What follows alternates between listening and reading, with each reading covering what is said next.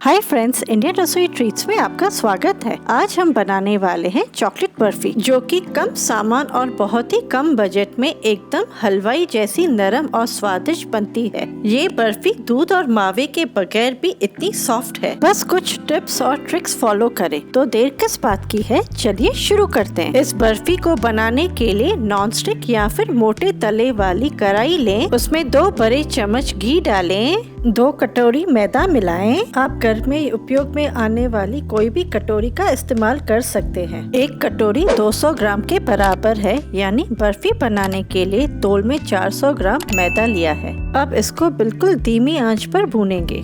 इसे लगातार चलाते जाएं ताकि ये नीचे से जले नहीं। कोई भी आटे या फिर मैदे की बर्फी बनाने के लिए उसे भूनने का जो तरीका है वो सबसे ज्यादा जरूरी होता है, जिससे बर्फी या हलवा बेहतर और ज्यादा स्वादिष्ट बनेगा।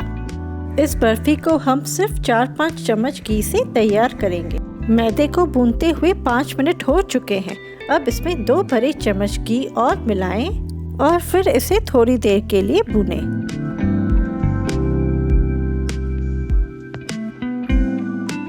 अब आटे से बीनी बीनी महक आ रही है। इसे भूनते हुए तकरीबन 10 मिनट हो चुके हैं।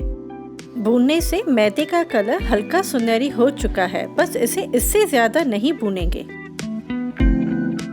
इस बर्फी को मावा बर्फी जैसा स्वाद देने के लिए 2 बड़े चम्मच मिल्क पाउडर डालें, 2 बड़े चम्मच कोको पाउडर मिलाएं। चॉकलेट बर्फी चॉकलेट के बिना तो अधूरी है। इन दोनों चीजों को गरम मैदे में ही डालें ताकि ये दोनों चीजें अच्छी तरह सिक जाए। इन सबको अच्छी तरह मिला लें। अगर आप इस चैनल पर नए हैं तो सब्सक्राइब कीजिए और बेल आइकन को दबाना ना भूलें। आप सोच रहे होंगे ना कि मैदे में ये दोनों चीजें मिलाने पर तो थोड़े छोटे और बड़े दाने दिख रहे हैं, तो अब हम छलनी में इसे पूरा छान लेंगे, जिससे बर्फी का टेक्सचर बिल्कुल एकसार होगा।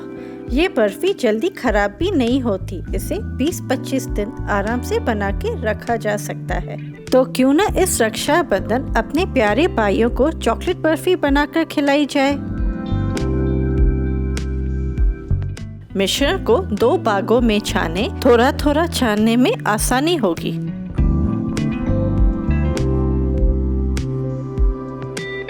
उंगलियों से थोड़ा थोड़ा मैश करें ताकि ये मोटे दाने बिल्कुल बारीक छन जाएं। मिश्रण को वापस कढ़ाई में डाल दें और एक तरफ रख दें। अब बारी है चाशनी बनाने की। जिस कटोरी से हमने मैदा लिया था उसी कटोरी से 1.5 कटोरी चीनी लें। 1 कटोरी पानी डालें। इसे तेज आंच पर उबाल आने तक चलाते रहें या फिर जब तक चीनी पिघल न जाए।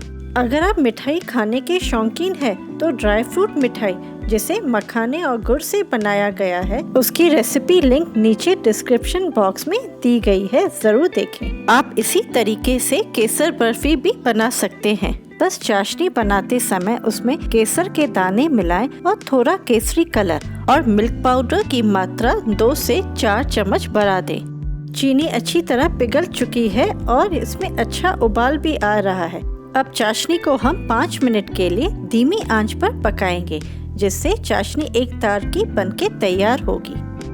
आप देख सकते हैं चाशनी से थोड़ी थोड़ी तार जैसे बन रही है।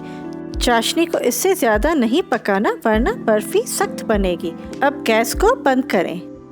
बर्फी बनाने के लिए किसी भी किनारे वाली ट्रे या थाली को चारों तरफ से घी लगाकर ग्रीस करें। ऐसा करने से बर्फी जमने के बाद निकालने में आसानी होगी। मैंने यहाँ पर केक मोल्ड का इस्तेमाल किया है। चाशनी में आधा चम्मच वनीला एसेंस मिलाएं। अगर आपके पास वनीला एसेंस न हो तो उसके बदले आप रोज एसेंस भी डाल सकते हैं। मैदे का मिश्रण बिल्कुल ठंडा है।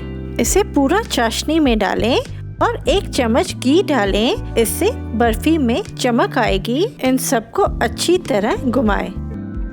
इन दोनों को मिलाने पर ये नरम लग रहा है। बस इसे सिर्फ घुमाते जाना है। लगातार घुमाने से मिश्रण गाढ़ा होता जाएगा। ठंड के मौसम में बनने वाली सिंधी स्पेशल ड्राई फ्रूट मांजून बर्फी की रेसिपी लिंक नीचे डिस्क्रिप्शन बॉक्स में दी गई है। और अगर आप लड्डू खाने के शौकीन हैं, जैसे रवा लड्डू उड़द दाल के लड्डू, तो उसकी रेसिपी लिंक नीचे डिस्क्रिप्शन बॉक्स में दी हुई है। बर्फी को कोशिश करके स्पैचुला से घुमाएं, उससे घुमाने में आसानी होगी क्योंकि हम जैसे जैसे घुमाते जाएंगे वो थोड़ा गाढ़ा होता जाएगा।